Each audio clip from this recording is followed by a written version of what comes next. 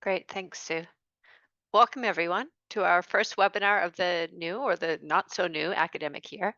I'm Phoebe Jackson. I'm a Saltese Fellow and a physics teacher at John Abbott College, and I'm going to be the moderator today. Today is the first of a series that Saltese is hosting on interdisciplinary teaching and learning.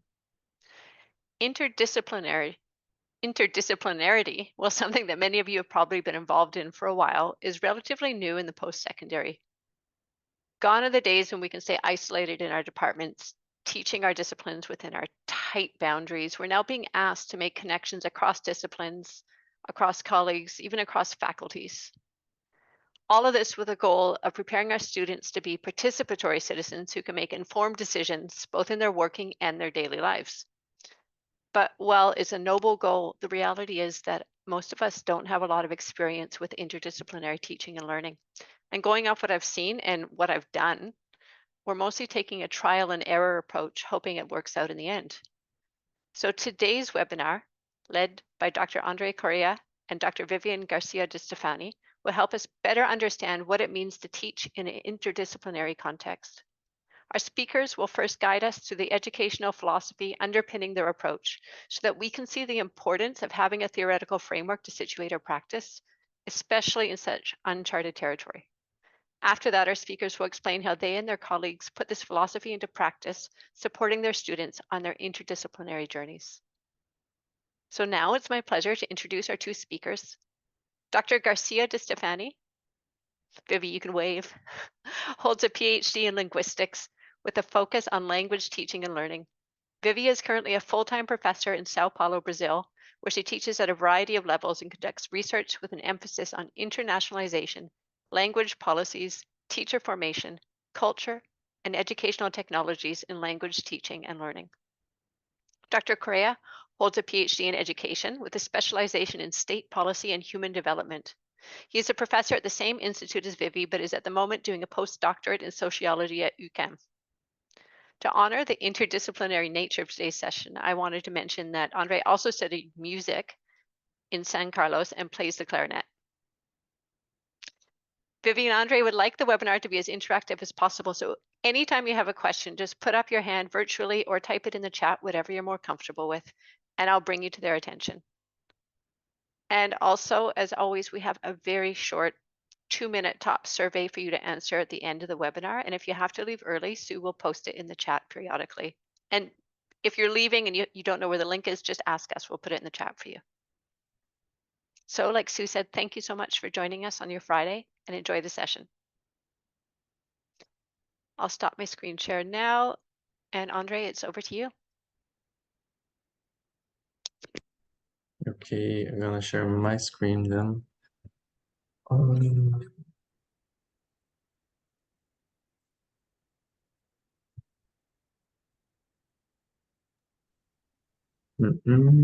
While Andres is sharing, can you hear me? Yes? Yes. Can you hear me? While Andres is sharing, I'd like to thank you for having us here. We thank all the members of Saltese, especially Phoebe, Sue, Liz, and Mr. Dugdale. Thank you, André, for being the bridge between Saltese and EFSP in Brazil. And thank you to everyone who stopped your work for a moment to come here and listen to us and allow us to share our experience with you. Thank you so much.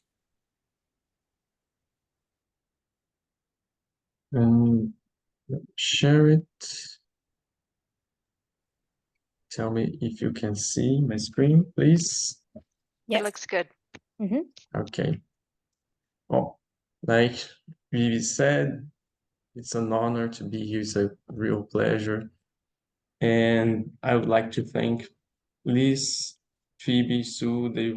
You were always so open, so helpful, and it's a great experience. We really wanted to share this, and it's just a great honor, and I want to reinforce this, that we're very thankful to be here and very glad and very happy.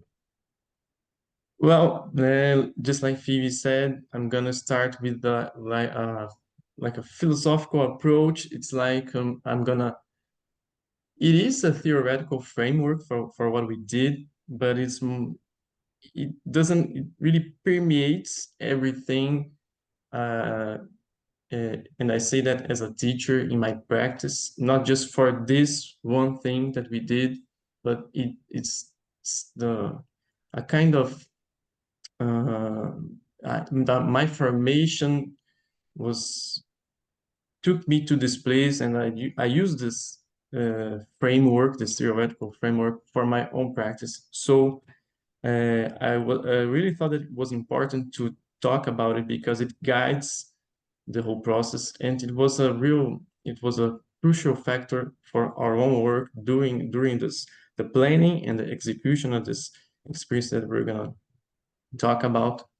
Vivi's gonna tell us more about the practical aspects, how it really happened, how we planned it, like how we did it, and what were the results. And I'm gonna talk about two theoretical frameworks. One that was about the method in itself, and the other one is about the way we integrated the disciplines. It was a bridge to put everything together, and it was also some way to think in a more decolonized way. It was a way to introduce indigenous culture in our setting, our school setting.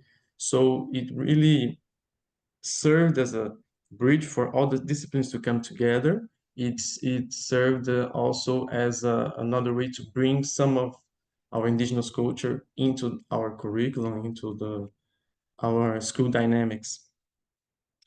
And there's no one more important theory in this framework. In this case, we just use it together. They serve different purposes, but there's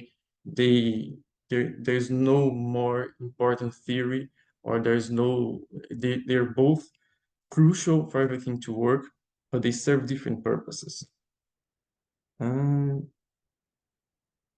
Okay. So we used this I'm gonna go just to the philosophical part. We can talk more about the project. So I like to talk about Paulo Freire's ideas. They were like the method behind everything. And then I'm gonna talk about Ailton Krenak's ideas, that it's an indigenous philosopher that's very respected in Brazil and is gaining a lot of momentum. Everybody's talking about his philosophy and his works. And Paulo Freire's key concepts that we used were like, you can never say, like, sometimes people say, I want to know what is practical behind your work. I don't want things to be too theoretical. But to Freire, there is no too theoretical, because action and reflection goes together. It's what he called the praxis. The praxis is actually a concept that came from Aristotle.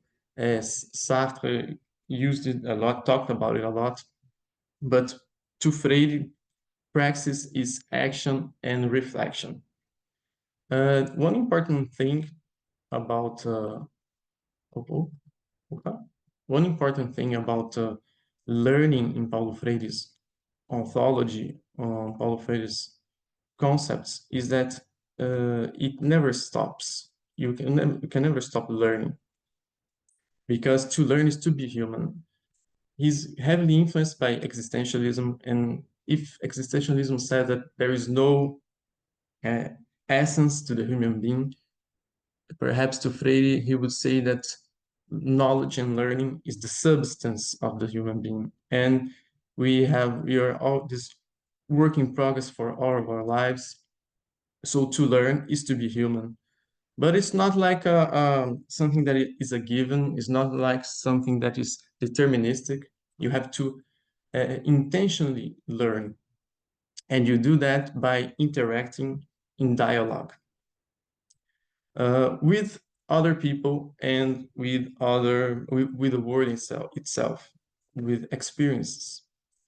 So Paulo Freire's method involves a lot of problem solving, because you have to interact, you have to have this experience, but it also works with small groups, and the content that you're working with has to be part of the student's life, or you have to really make a material connection between the content and the student's life, in a way that to learn becomes meaningful. And it's a meaning that go beyond the curriculum, is a meaning that go beyond just having to learn some skill because it's important for some job or for some qualification. There is a really material connection and a meaning. It has to be meaningful to the student. So the autonomy is also very important in Freire's framework, because there is intention in what you're doing, and at the same time you have to be aware of the alterity of the other people, of the outside world, outside of yourself, and to be always in this constant dialogue between you and the world, you and other people. If you act on the world, interacting with other people, and reflect about your own actions, then you can construct knowledge from that. So action has to come with reflection, and you have to be doing that in what he called a dialectal way. So in dialogue. In this sense, the teacher becomes a guide in the process of learning, because if you take this logic, there is no teaching, there is only learning. It's the person that interacts with the student, with the world, and with other people, that constructs knowledge. So you become the student, the learner becomes a centerpiece of the whole process. And the teacher is a guide. Of course, there is, the teacher has to really master what is being taught, but he has to also he has also be aware that it's the student that's going to learn. That is opposed to the idea that Paulo Freire called a banking education, because he made an analogy of traditional education trying to deposit knowledge inside the student's head, or the teacher somehow would be able to transfer knowledge to the student, to the learner. And he wants to look at this, the learning process from another angle that puts the learner in the center, and he's the one that's going to construct knowledge. So autonomy is really necessary to learn in this system, but to be aware of the alterity of what is outside of yourself, to interact with that alterity, being in dialogue constantly, is also essential. The teacher in this way also becomes a learner, because there is no experience that, if made with action and reflection, every experience is going to construct knowledge, will result in knowledge, in new knowledge. So in a way, the teacher is a learner while he teaches. That speaks a little to that problem of trial and error that Phoebe mentioned in the beginning, and that it's also aligned with the idea of never being ready, never as finished. The teacher is never finished in a professional sense. He's never completed, not finished, completed, never made whole. There's also something new to learn, but that's also works for the human being. It's not just like being a teacher. Being a human is being constant learning, to Paulo Freire. So this was like the method.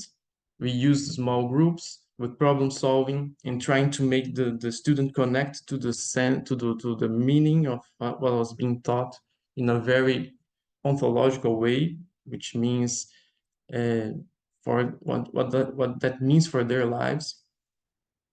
And we also use Krenak's framework that's more about the content of what we were trying to learn.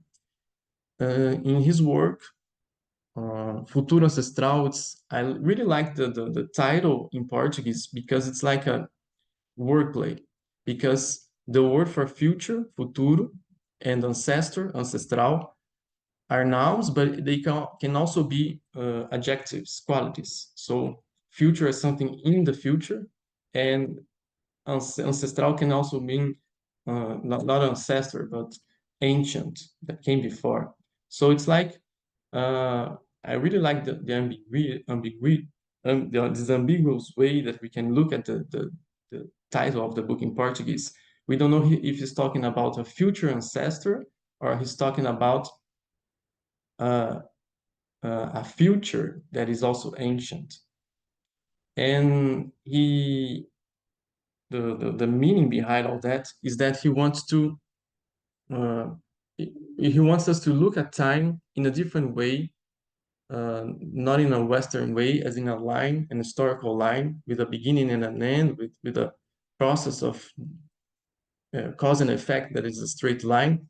But he wants us to think that the same process of cause and effect as future, present, and past all together, which means that in his culture, children are taught that they're going to be the future ancestors of someone else. So if you think about where you are now and who you are now, it's all because people that were your ancestors that were here before, they made choices, they carried out their lives, and you are here now, and you have a responsibility to them, to like honor them, but not just in a way of remembering them, but to really live the outcome of their lives. And you also have a responsibility to the future people that you're gonna be their ancestors. So you have this responsibility with your present actions because they will have an impact on the future. So he goes beyond that metaphor that Heraclitus said in ancient Greece of the flow of the river. He uses the river a lot. The flow of the river to be a metaphor for change and the flow of time. And he says, no, this is not just a time that flows. It's a time that has no beginning and no end, because just because we have really this cause and effect chain, but it's not a straight line. We are both future, present, and past. And he also uses his people live beside a river that's called the Doce River in Brazil. It's my state of Minas Gerais. And they live from the river. All of their resources come from the river. So to them, it's impossible to think about the river as something that is not living, because life comes from it. What they eat comes from it. What the water itself, if the river brings life, it has to be alive. So he proposes to us to look at the river, but not just the river, everything about nature and the world as living things, not just objects that we can exploit, that we can use, but really a living thing. And so we're sharing this place with it.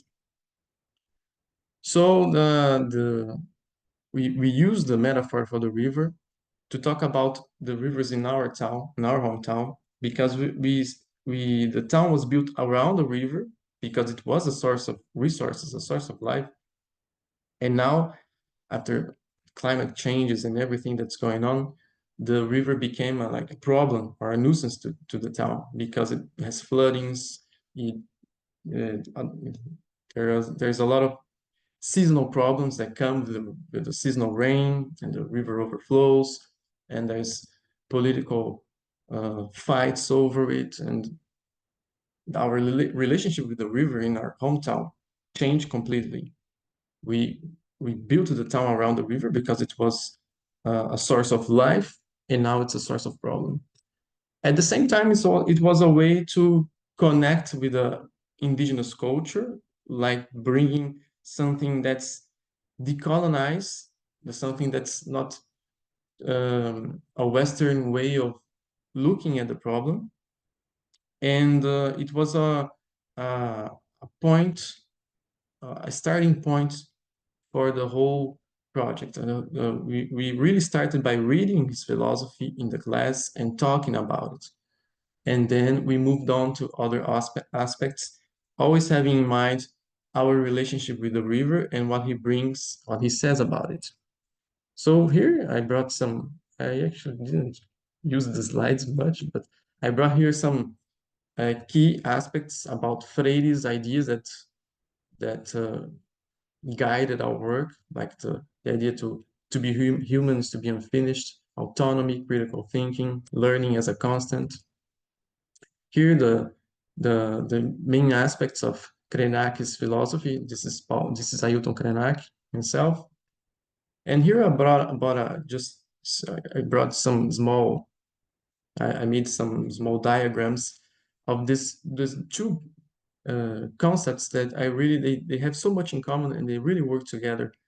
The praxis, that is action and reflection, is not a cyclical thing. It's not because every time there is action and reflection, I learn something, I change. Paulo Freire literally uses this word, I change, I transform into something else. And so it's more like a spiral because my knowledge base gets bigger and there is a common center to all of them because there's a common start to all this praxis, but it's not a cycle that finishes at the same place that it started. But the future ancestor thing, the time as nothing a continuum, but I think a cyclical thing, it's kind of the same thing because they're not going back to the start, but it's actually seeing time as one thing that blends all past, future, and present. It's like looking at ourselves as something that came from before, that is today, and is like the praxis in Freire's work, unfinished. It has a future. And he actually ends the book proposing a future, and he wrote another book proposing ideas for avoiding or delaying the end of the world. So he proposes a future then after in another book, and he proposes a way of thinking that we should look at ourselves as unfinished. It doesn't work. We use the same words as Freire used, but he really, I think that those two ideas really connect with each other. So this was the theoretical guideline for our work. Freire was the method in itself, small groups, action, reflection, autonomy. Autonomy is also the end goal of everything, but is also the tool to learn. So it's like a thing that has more than just one meaning. And the idea of the future ancestor is the same thing. It was another framework that was really important, but it was what connected everything together. So that's what I had to say. I don't know if there were any questions. I can't see the chat, actually.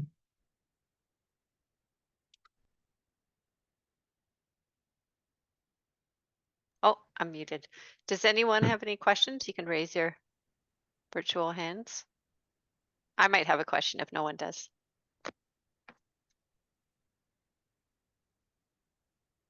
I was curious, Andrea, something you said. I mean, I have many questions about what you said. It's really interesting.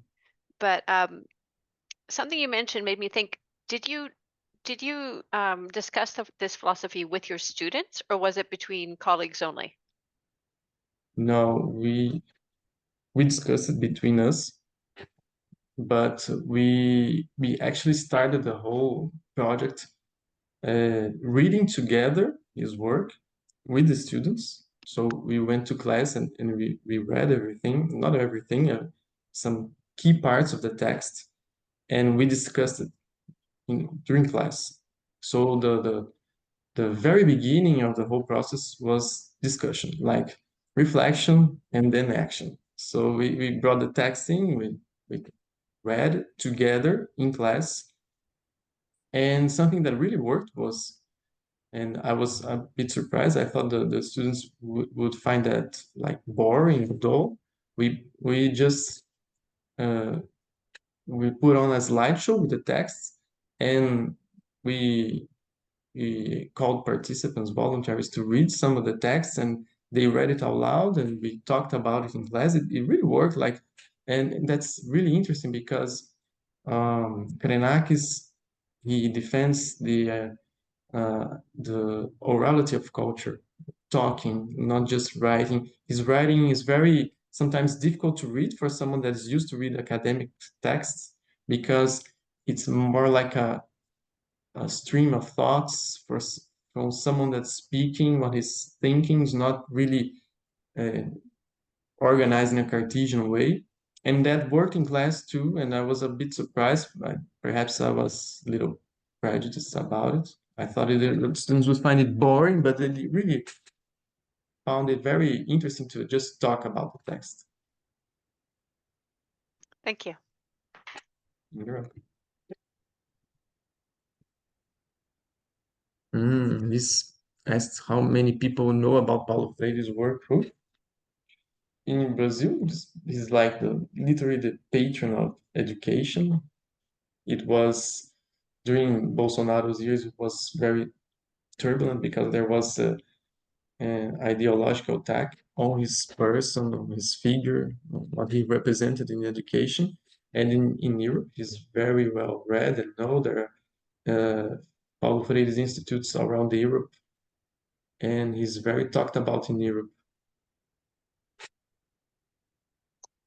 I'd say he's quite well used here in academia. Like if you do a post-secondary degree in education, you definitely read his work and refer to it, Okay, but I don't know at the other levels.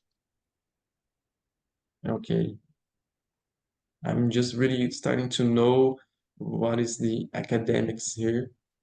Like I'm a bit surprised that I was talking this morning with a colleague at UConn. I was really surprised that so many things that I read during my formation, even during my major, that I'm not really familiar to people here, and it's a bit of a surprise. Oh,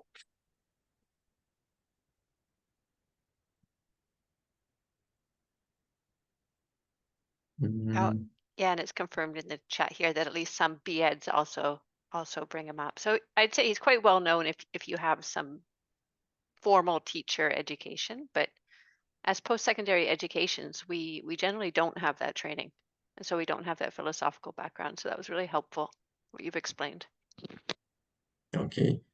And I really think some people do what he says in an intuitive way because perhaps, as he says, it's like a very human thing to do. The difference is to be aware of what you're doing. There is an intentionality, there is power of agency, there is free will, autonomy, and a lot of people really do what he says in a very intuitive way without really realizing it.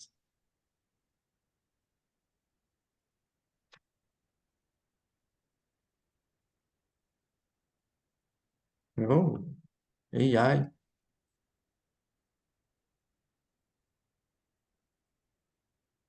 It's AI. Everyone is talking about AI these days. I could see some connection because of dialogue, but uh, uh, I have my concerns about AI, but I think that's for another seminar, another webinar.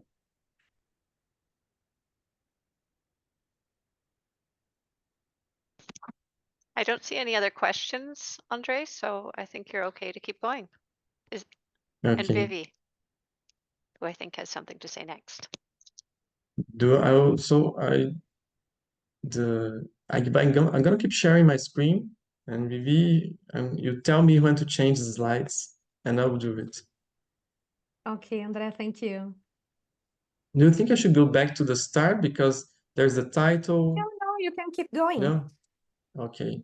Let's see. There's some passages from the book here from Ailton Krenak's book. He said that he finds it strange that people know things about rivers that are far away, but they don't know about their own rivers.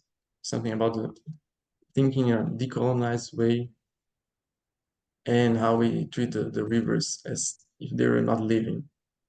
But okay, I'll let Vivi talk now.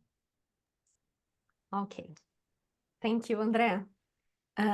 So the idea of developing an interdisciplinary project on campus came from a larger project which we have in partnership with the Federal University of São Carlos, UFSCar, called Scientific and Technological Education at Lyon Laboratory, Studies on Collaboration and Interdisciplinarity during the Formative Journey of Elementary School Teachers, Researchers. This larger project aims to encourage interdisciplinary actions in public schools and monitor how the development of these actions impacts the continued formation of the teachers involved. At IFSP São Carlos Federal Institute, where André and I work, the idea for the interdisciplinary project, this one, Affectionate Cartography of the Rivers of São Carlos, arises from the idea of philosophy professor Bárbara Abreu. In the video, Professor Bárbara talks a little about how the idea came about. I don't know if, I think we show the video in the end, André, or now we can show in the end because we can interrupt the sharing. I think we can play more. now because, well, yes, because Barbara talks about the project, how it was developed. Yes. I think we can play it now. Okay. And then Stu was we going to share play it screen for again. us. Do I stop sharing the screen soon? I suppose you have to share another screen, the screen with the video. But it was Sue that was going to do it, right? Or we let the video to the end, okay? It's no, I think you can there's no keep problem. talking, and I will find the video. Okay. So she read a book, Krenak's book, the Answers to Our Future, or Futuro Ancestral. She related it to the students' reality and realized that it was a big project to be worked on a single discipline, and invited teachers from different disciplines to participate. She already knew that there was this incentive for the development of interdisciplinary projects, and it's important that there is this incentive. So this bigger project that we had that we still have in partnership with the other university encourages us to have this idea. So let's listen to Barbara. Just a minute. We can listen to her in Portuguese, but the video is, there is a translation in English, a subtitle in English. I think Sue's going to put the video on for us.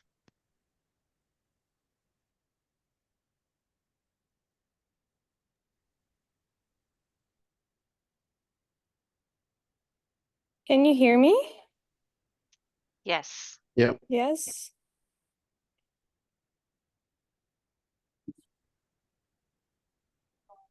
Can you hear the video? No, we can't see it either. Wait, just a second. I think I have to stop sharing my screen.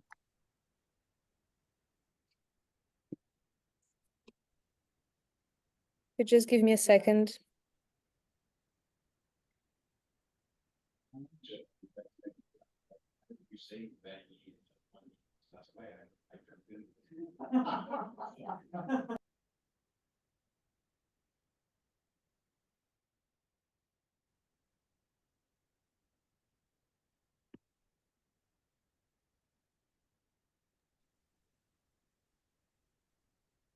So while Sue is trying is starting to share with us the video, I can continue for Sorry, some moments. I think it's all good now. I'm so sorry. Okay. Okay, let me share my screen again.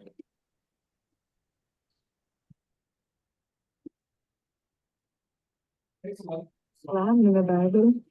Sou professora de filosofia durante os anos de 2022 e 2023 no Instituto Federal de São Carlos. Nesse tempo, atuando como docente, eu percebi que existiam alguns temas que eram grandes e complexos demais para serem trabalhados apenas em uma disciplina. E a partir dele, como meio ambiente, surgem ideias de projetos. Um dos projetos é o projeto transdisciplinar Cartografias Afetivas dos Rios de São Carlos. Ele nasce a partir de uma leitura, da leitura do livro do filósofo indígena brasileiro, Ailton Krenak, cujo nome do livro é Futuro Ancestral. Nesse livro, ele vai falar como muitas vezes nós reconhecemos muito mais os nomes dos rios famosos que estão longe da gente do que daqueles que passam na nossa cidade mesmo. E isso está relacionado com uma falta de pertencimento que nós temos na cidade.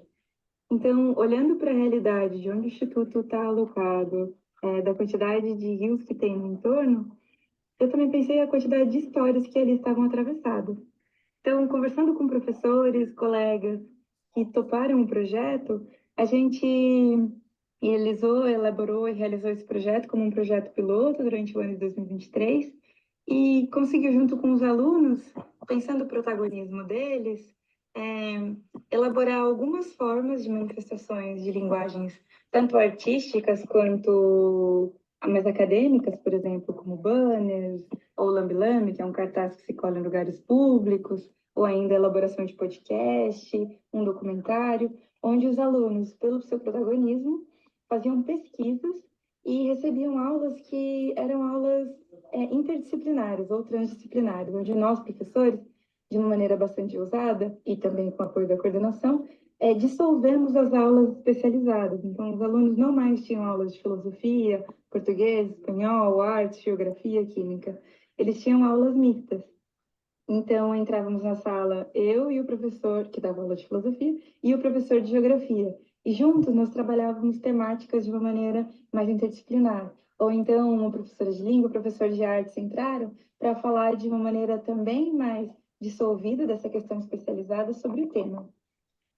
Ao mesmo tempo, os alunos, por sua vez, iam para além da sala de aula fazer pesquisas, entrevistar, recolher histórias, tanto de familiares quanto de pessoas que viviam no entorno do rio, da Universidade de São Paulo, que tem uma pesquisa sobre a questão dos enchentes e da vazão dos rios.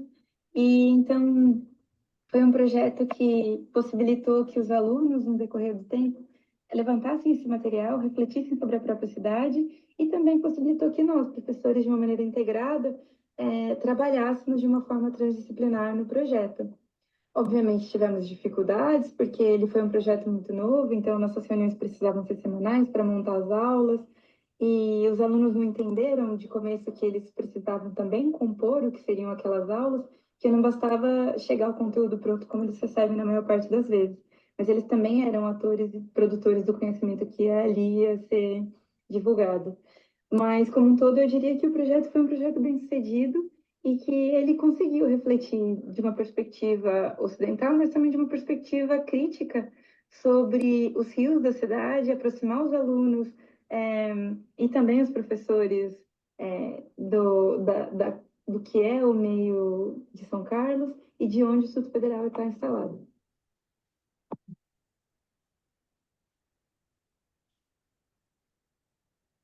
Thank you, Sue. André, if you could share again the screen for us. Yes, I'm doing it now.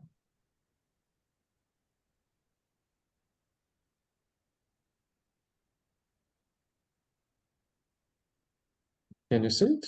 So, okay, yeah, it's okay. Thank you, Andrea. So it was proposed to integrate the disciplines. We call not just interdisciplinary, but transdisciplinary because of it. It not just involves several disciplines, but integrated, completed all of them. so that the students would have project classes instead of compartmentalized classes. It's important to mention that the coordinator of the course supported this idea because it was like a crazy idea, you know? Oh, we don't have Portuguese classes or not art classes or not chemical philosophy classes, but the classes of a project. So we had all the support of the coordination. At first, the students thought it was strange. They had never had classes like this, and the classes were not like lectures. It was a joint construction.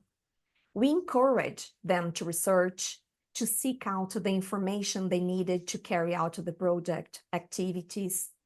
And we wanted them to develop a relationship of belonging in relation to the rivers and to the city itself.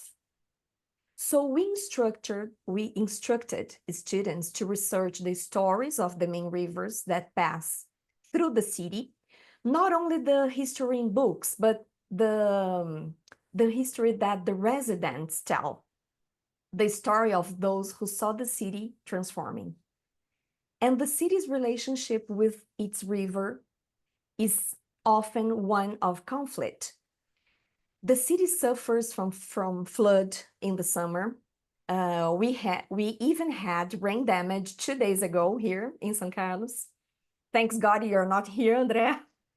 So the city is again destroyed, part of the city destroyed by the flood. And during the project, a student had to deliver some products which were negotiated with them. This generation identifies a lot with video production, and in the project that was what predominated. In this modality, the group developed a documentary with interviews and animation, a television news, an artist performance, and in the written form, they developed a newspaper, a parody in music, posters to be pasted in public spaces, we call lambi-lambi in Portuguese, and a scientific poster. You can change the screen, André, please. Yeah, again. One more, please. Okay, these are the products that the students did. In the next screen, you can see, yes, André, please. In this image, you can see students pasting posters in a space for artist exhibition at the school. Again, please, André, change. In this image, you can see students presenting the results of the project to other students in school. One more. Here, we can see a group of students explaining how the posters were developed, associating images with environmental preservation messages. Again, one more. Okay, the next one.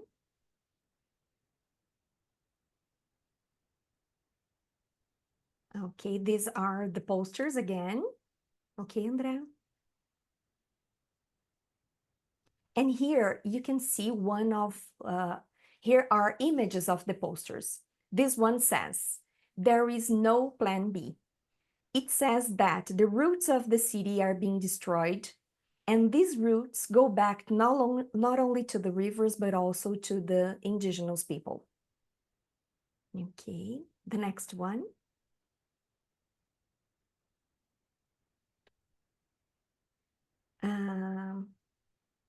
Yes, this is about the roots of the city, and the roots, you see rivers inside an image of an indigenous person. So Actually, this is it's the map of the city of São Carlos, and the students thought that they could see like a face in it, and they tried to humanize the city by like Krenak said, that trying to see the rivers as a living thing, to humanize what we see in the world, to have empathy, and they try to make that with the map of the city. Yes, we got so surprised when we saw this art. They are so artistic. André is an art teacher in our school, but we were really surprised with these results from the students. Again, André, the next one.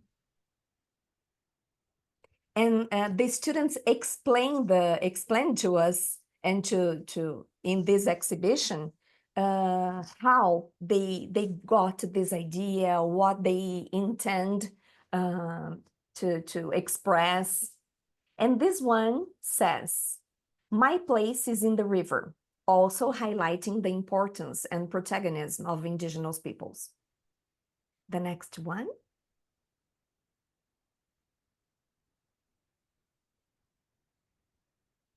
You can change, André, please. Yes. This one says selva de pedras, that means concrete jungle or stone jungle. The floodplain or riverside gives a space for the river to get full, to get empty, and to move. It's not a good place for the concrete jungle to develop. This is another message in this poster. The And next this one, relates to the content that they learned during the geography class of occupying the river and making the riverbanks impermeable to water. So they using the content that they learned in the geography class to make the poster. So it really shows the blending of the disciplines. And we too, we also as teachers, we learn from one another in relation to develop this. This other one says, let me see. Okay.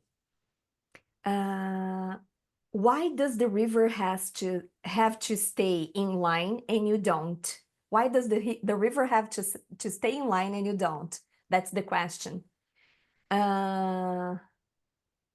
In this image, you can see the scientific, the next one is a scientific poster. And the idea here is the city is attacking the rivers, not the opposite.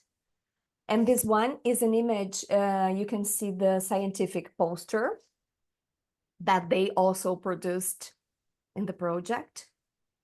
Okay, André, the next one. This one is an image. There is a sample of what the newspaper cover looked like, because they developed a newspaper, a group. They did it in groups, in small groups, as André told us. This one is a scene from the animation film that they developed. It's in YouTube. André, you can change. This one, in this image, we see one of the students presenting the TV news, and the caption says, "Flowing the truth or denying the last drop of hope." Okay, André. The next one. And in this other image, you can see a scene from the documentary, which shows a real flood scene in the city of São Carlos. And this was especially moving because in this scene, we cannot really discern anything just by looking at it. But there is a woman that is being carried by the water, and she tried to cross the street during a flood. She got carried by the water and she got stuck below that car that is in the picture, and she drowned, and no one saw. She just like very quickly, and there was this emotional aspect to the scene and to the students, because it showed a person literally dying because of what we are doing to the rivers. And it was a really shocking news around town. Yeah. Here you can see a podcast channel called Tagarelice, that means talkative or big mouth in English. The next. Okay, before finishing, it's important to say that in general, we can say that the results were very positive, both from the point of view of the teaching and learning process and the continued formation of teachers.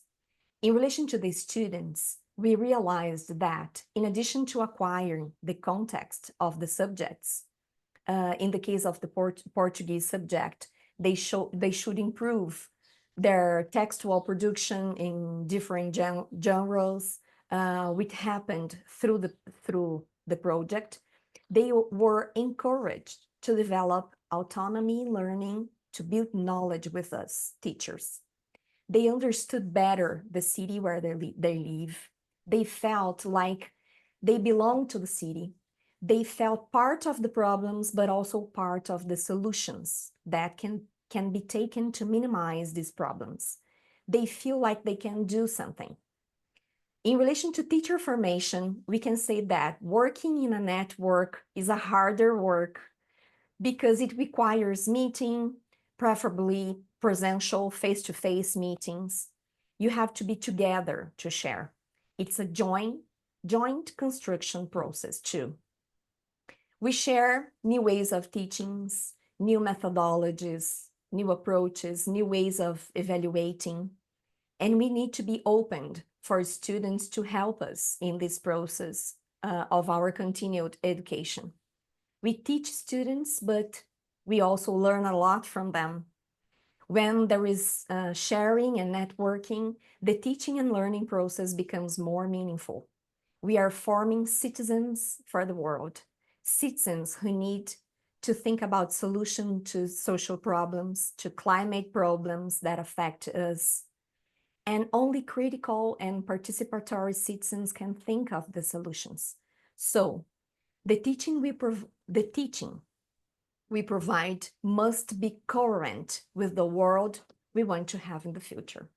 So we would like to encourage you, all of you, and to multiply this experience that we had in our school, and saying that it's possible, it's better for all of us, even if it's harder worker, it's meaningful. So we got so happy with these results and hopeful with a better way to teach. Now let's see the questions. Thank you for listening to us. Thank you, both of you. It's wonderful. It was really quite exciting to see what you've done. I see clapping going on in the audience. Yeah, so everyone, it's time for any questions you might have or whatever you want to know more about. You can start with what Karen Waldron has posted in the chat here. First, she says, awesome collaborative project. Did students receive a grade for the course? And if so, how did you decide how to evaluate them? Yes, I think I can answer this one. Yes, of course, they got graded. It was as we were always getting together to plan each week, we could also see how the project was developing. So there was also this self-evaluation of the process for us. But by the end of it all, we already knew what was going on, how the work was being done. And we got together during the final presentation that we saw the pictures, and we wrote down some individual grades of what we thought about the projects, all of them, and then we got together and discussed the grades, and everyone agreed and gave the grades if I agreed to evaluate a group with a certain grade, everyone would do the same. But it was a discussion. There was not really like a table of criteria. There's nothing. It was very dialectical. We talked about it a lot during the process and at the end of it. Yeah.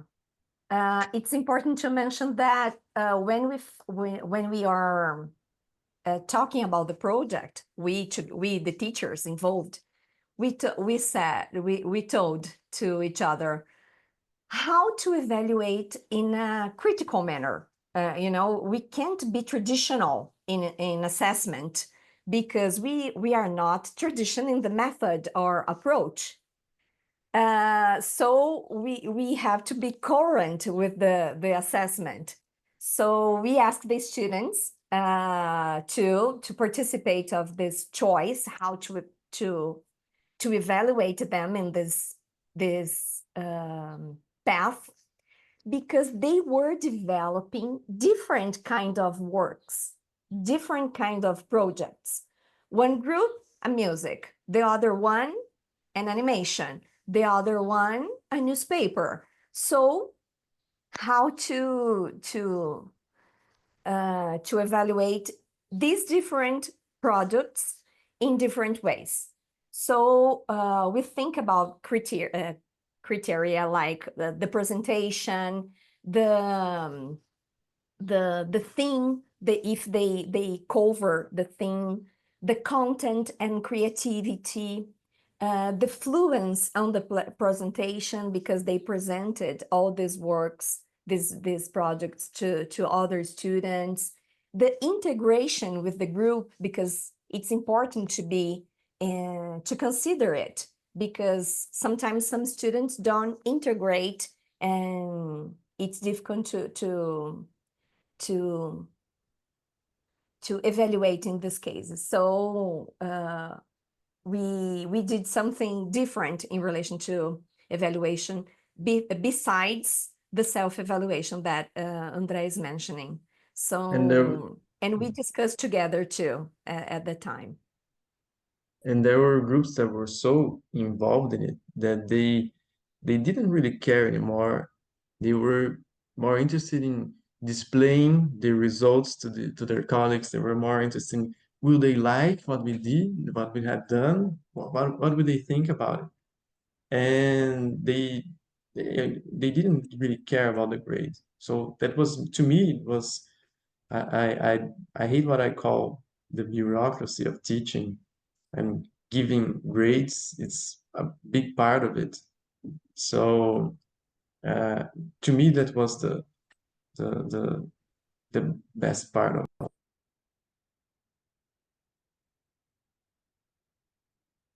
Karen says, thank you. It makes sense. And you clearly spent time as instructors to grade students as a team and that it's really empowering for the students. And Michael's just amazed that they were more interested in learning than the grade. Not all of them, but some. That at least any were. And wasn't it Freire you said that grading students is an act of violence? That's seems to fit well with your framework that you brought your students into it and made it quite different. Yes, like I said, it's dehumanizing in a way. It's a bureaucracy. You can't really avoid it, and that's all part of the Freirian way of thinking, that you also have to deal with limitations. You have to be aware of limitations. You have to be aware of what you have to work with. So to really make a difference. So that's what we try to do. I think there's someone with. Yeah.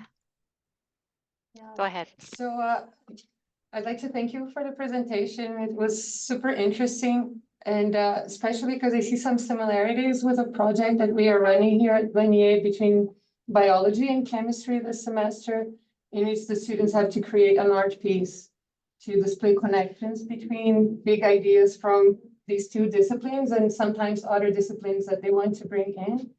So I was wondering if you could talk a little more about the feedback you got from the students.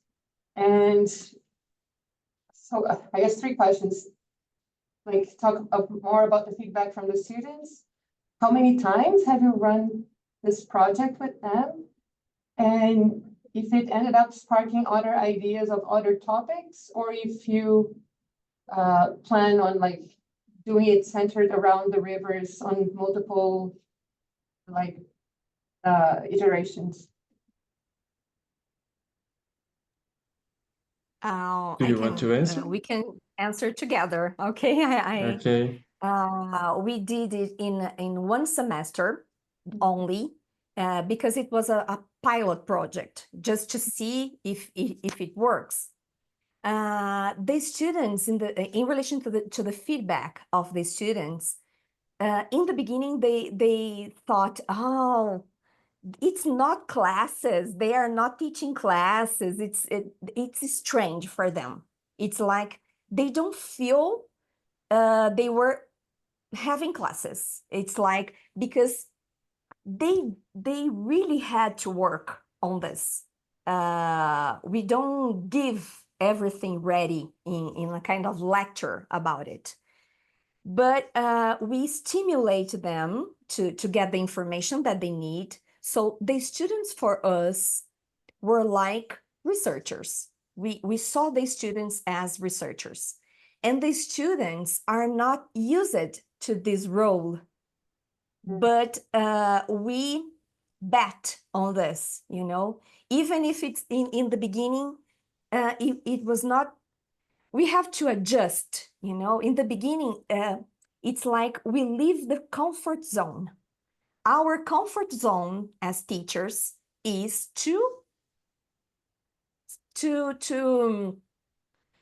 teach lectures, to say everything we know about it. And the comfort zone for the students is to receive. But developing a project like this is to move completely from the comfort zone. And the results worth it. So even if it in the beginning it's not working out, try. Keep trying. That's our suggestion, you know, recommendation.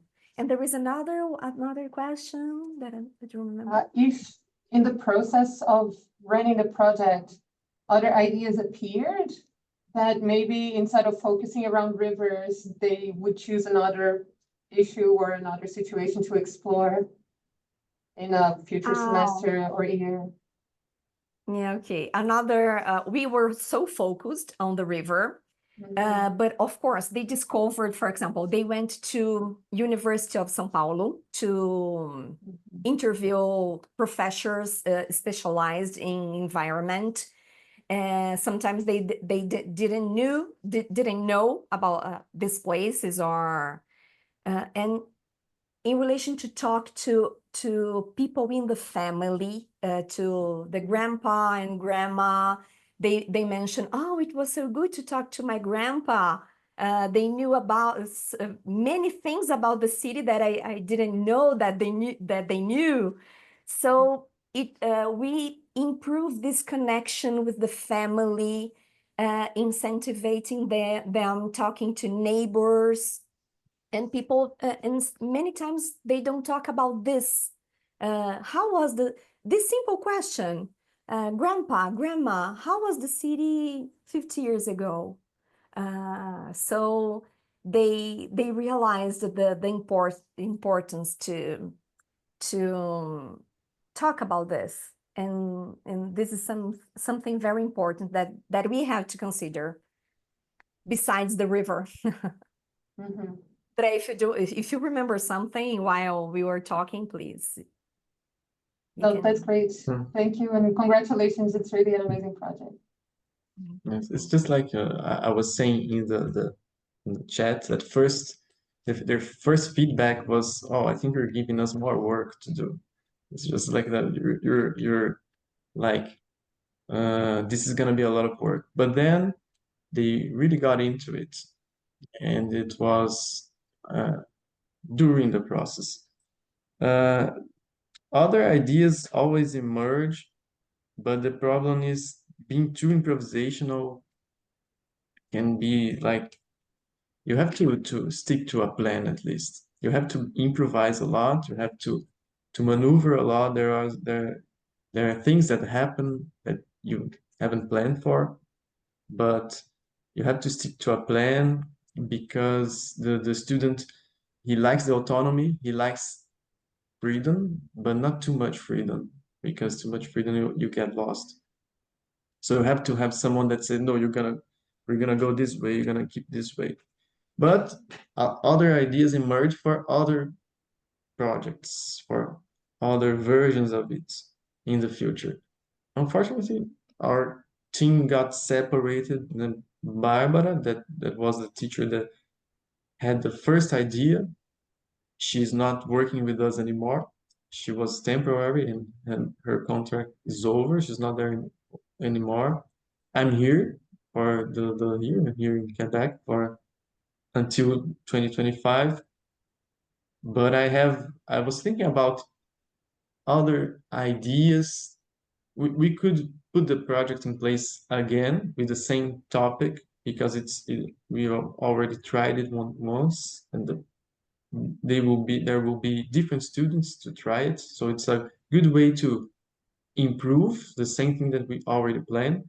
But I was thinking about other things that we could work together, work on, to try to use different perhaps disciplines, or perhaps just spice things up, see what happens. It's like a really interesting way of keeping it fresh also, but it's challenging because I have to restart the thinking process all over again. But yes. Liz? Thanks, Andre and Vivi. A question about when you're talking about starting the project again, would you consider a project that I guess I'm putting this question out to the audience as well. Could we imagine a project in which we worked with the team in Brazil? Because I'm thinking that, we are surrounded by a river, that is what, that is Montreal is sort of quintessentially, we are affected by the river. And I could imagine a really interesting project. One of you, I see David. Oh, thank you, David. Please turn on your cameras and explain how you could maybe see a project that could be across the continents, not only just across institutions. Hi, everyone. Thanks, Liz. Yeah, very quickly, I'm a COIL fan, Collaborative Online International Learning, but I like to swap the I out a lot. Maybe it's not international, maybe it's interdisciplinary or intercultural, or, a lot of different I's. Or let's put a bunch of I's in there. So I do think there's definitely an opportunity for collaboration that can really break space and time barriers. We can do a lot of really fun asynchronous stuff right now.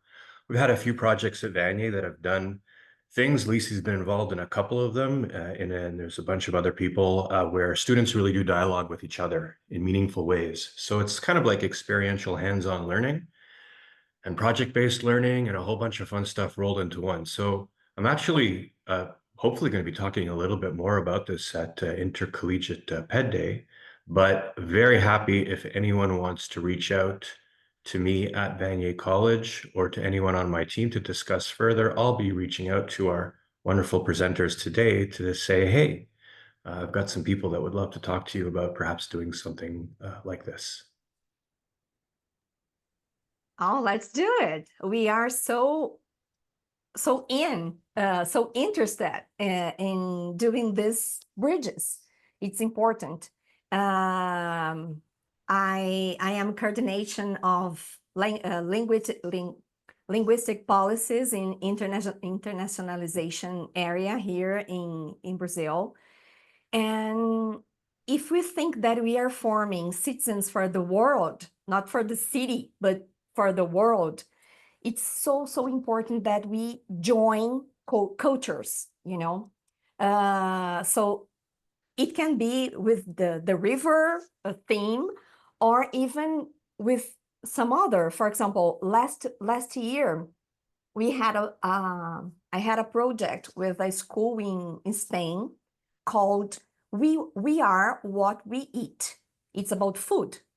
So the students recorded videos talking about themselves and their routine, and talking about what do they eat in their routine lives.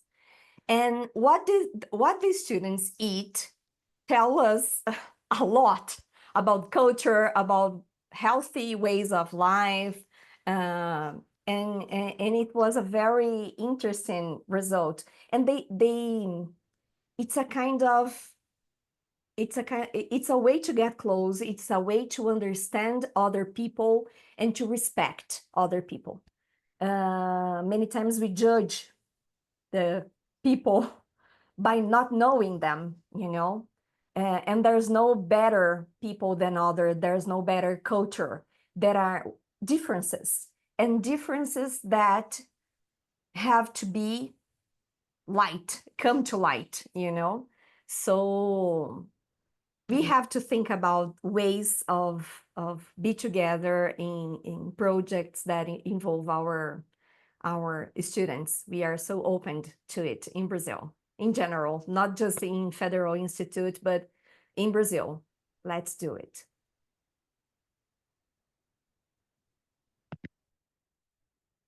Colleen? Yeah, I think Lissy might have had her hand. Lissy, was that your hand that was up before mine? You can. Yes, but I wanted to give the chance to other people to talk, so go ahead. Oh, that's okay. Lissy is doing an amazing project, by the way. As you're talking, Vivian, I'm realizing, you know, yesterday I was at a workshop, and it was about fast fashion culture. And there was, you know, a lot of emphasis on the how toxic our fashion world is. And I'll spare you all the details, try to make this concise. But during the talk, I thought, boy, you know, the other person, there are so many people that could be up on stage that could be riffing off of each other from different disciplines. By the end of this discussion of the incredible impact of our, you know, fast fashion and how it's really, you know, destroying the globe on so many levels, I was thinking about another colleague who does work on food, and the connection, this very similar connections on, you know, the globalization of the food industry. And so to hear, you know, and what you just said just prompted that realization. And so this is I just loved your project. And I guess because it is so ripe, I mean, it's something that we talk about, always wondering about how to foster an interdisciplinary approach to pedagogy, how to make it manifest within the confines of our educational structure, and how to fight those barriers and really make them lasting and something that can really, really work. But I guess that's just it. I think what's so wonderful about listening to you is just how it fosters, you know, new ideas and helps us to think about the very things that we are thinking about, but in a new, broader form. And so yeah, I guess I just wanted to mention that there's just so many ways in which we can, you know, whether we're talking about water, whether we're talking about food or fashion, or, you know, there are different angles that we can take from an interdisciplinary approach that can almost reach a very similar result in a way, you know. And it's just yeah, it's just brilliant and exciting. So lovely to have met you and experienced this. Thank you, Colleen. When we share, we have new ideas, you know. So let's put our students together, and we can be so surprised with what they come up with, the solutions, possible solutions for problems in humanity that we are passing through, you know. So in relation to fashion, consumism, it's a problem. We are destroying our planet, and we all have to think about these solutions, including our students and including children, not just teenagers or adults, but also children. have to be included in this. Okay. Absolutely. Lissy, did you want to ask your question or make your comment now? Yeah, the comment was someone else mentioned about art in interdisciplinary projects. What we've noticed in doing this project is that when they have to use art, it makes such like different connections from what they usually make in just science. Because when you teach science, so I'm a biology teacher, and then this project, arts and science, has included chemistry, physics, bio. And most of the time when we are teaching, we are very impersonal and very detached almost from the discipline. And when we ask the students to use art to represent these concepts and their connections to some like issues of personal interest, at first they don't know what to do. Like, can I do anything? Can I do a painting? Can I do like poetry? But once I had a student that did a choreography to represent photosynthesis. So it's very interesting because then they create an emotional connection with their discipline. And quite often they are surprised with the results. So I've had a few students telling me, you know, I didn't think I would be able to do this, and I'm so proud of my project. And what André and Viviane were saying about the student getting really involved into it and dedicating a lot of time, I've seen that multiple times as well. Like sometimes I would tell them, you know, this is starting to be out of the scope of the project. You also, like, you have other disciplines to study and other things to do, but the students wanted it became their personal project. They wanted to be invested in it and to execute the whole idea they had. So I think using art is a powerful way of bringing all these things together. And really, the students tend to feel empowered by seeing the final result. Yes, and that's just saying a little commentary. It's just, that's why we chose the name affectionate.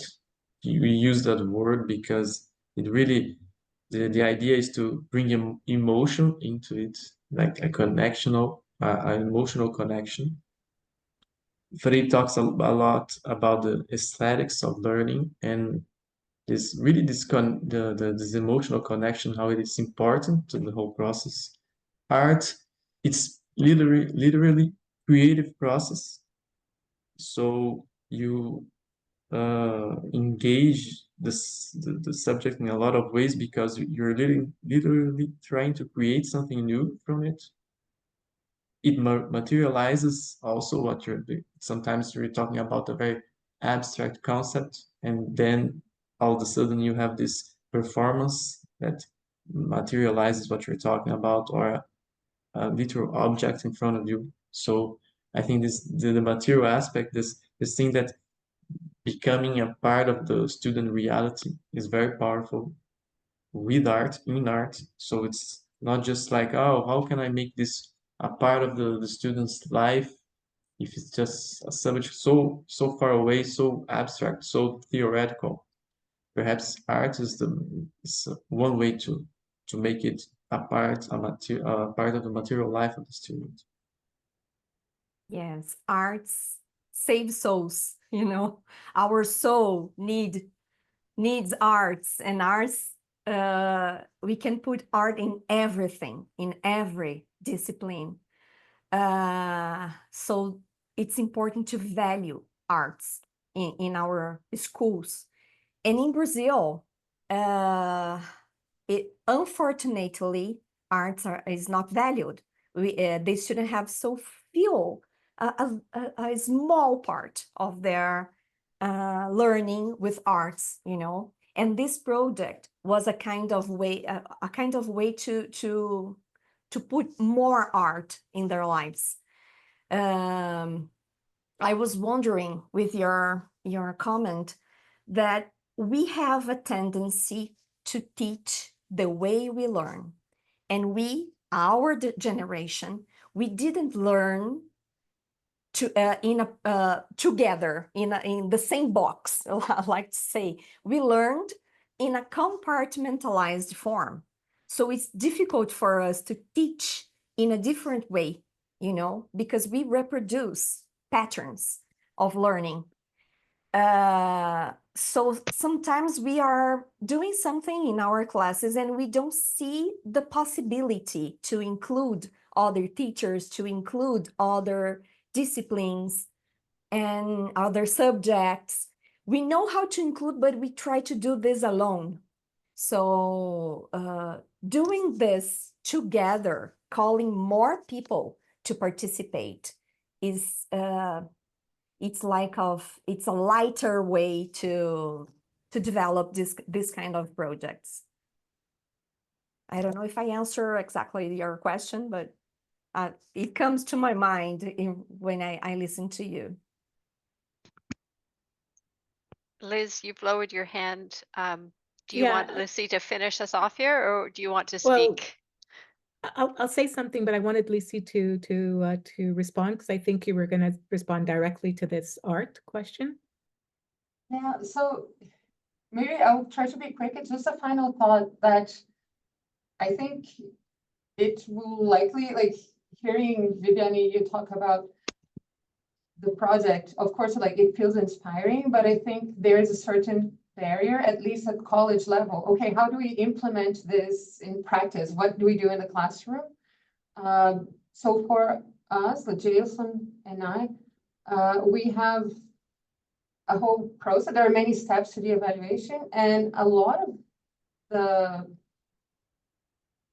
graded part, a lot of it is just the interactions we have with the students. We keep track of all the back and forth in a shared Word file. We also meet with the students one-on-one, but we try to keep all of the ideas, all the brainstorming in that Word file. And there's a grade associated to that. And the students like really follow some of like the learning outcomes for the class. So when we see the piece of art at the end, sometimes it might not seem that impressive, but the thought process and all the steps they took, the research, the talking to other people and figuring out what the issues were and how they were going to represent the ideas, that's the part that we put a lot of value. So yeah, some students are more skilled than others to present certain things, but it's the whole process. And there's also a reflection activity at the end. So the art is very important. It's where they are focusing their effort, but the grade is not just related to the art quality, it's the whole process. So yeah, I just wanted to highlight that I think it's very feasible in the CEGEP context. Yeah, when we are evaluating, maybe we should ask to the students to be inclusive. How can you express to me or to us that you've learned what we teach, or that can you express what have you learned with this in a different way? It can be in a written way, in a speaking way, you know. Maybe it's a question for us to make to our students, you know. How can you, my students, can express what you have learned, and then we start to think about other possibilities of assessment.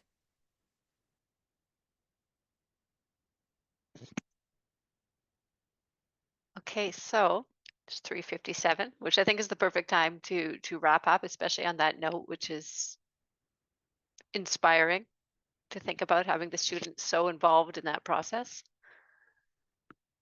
Thank you. Thank you, Andre. Thank you, Vivi, for sharing your project and stimulating a really interesting discussion and a lot of ideas. I think this was the perfect way to open our webinar season on interdisciplinarity. So thank you again. We really appreciate it. And thank you to everyone for coming today. Friday. Thank you. It's never easy on a Friday to find the time, but we appreciate it.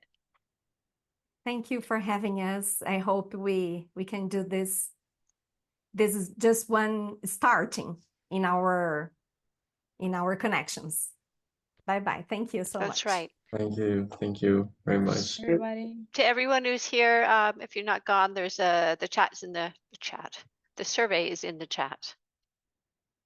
Sue's posted it. It will only take 1-2 minutes, I promise. It's very helpful to us so we can keep continuing to offer these. Oh,